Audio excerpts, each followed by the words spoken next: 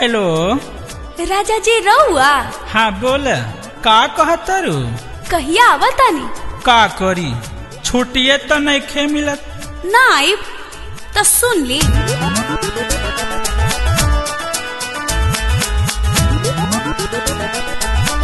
सपना कैसे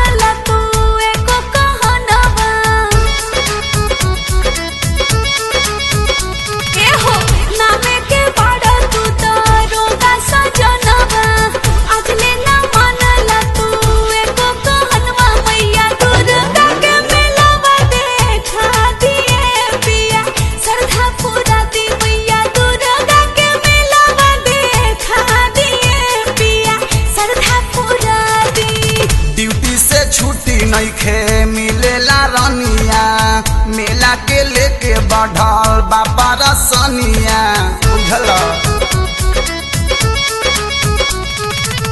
ड्यूटी से छुट्टी नइखे मिलेला रनिया मेला के लेके बढ़ल बाबा रसनिया मिलल दूसरे में नइखे तना खाए धनी करी हमका मिलल दूसरे में नइखे तना खाए धनी करी हमका।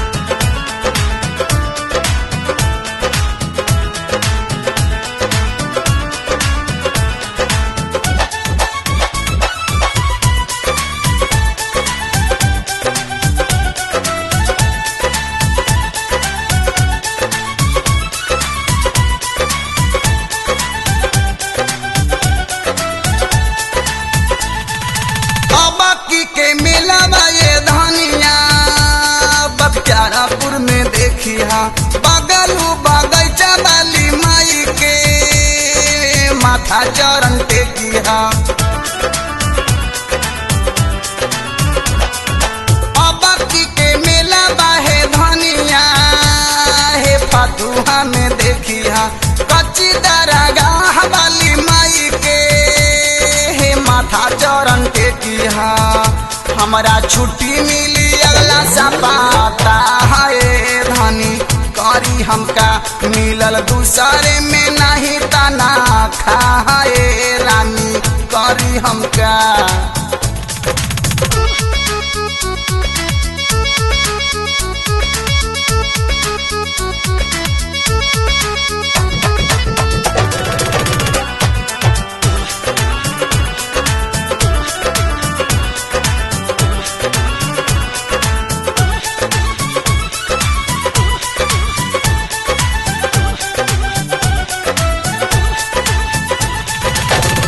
रहे घूमती बोलो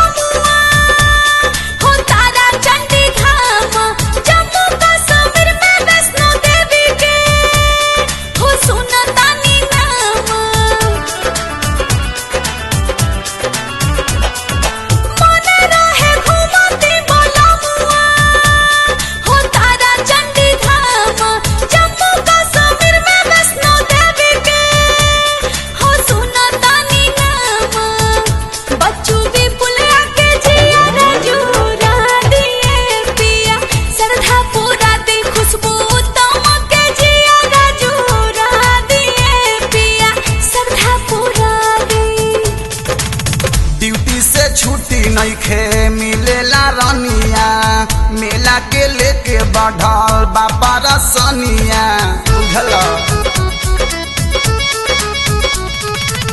ड्यूटी से छुट्टी नइखे मिलेला रनिया, मिला के लेके बढ़ल बापा रसनिया, मिलल दूसरे में नइखे तना खाए धनी करी हमका, मिलल दूसरे में नइखे तना खाए धनी करी हमका।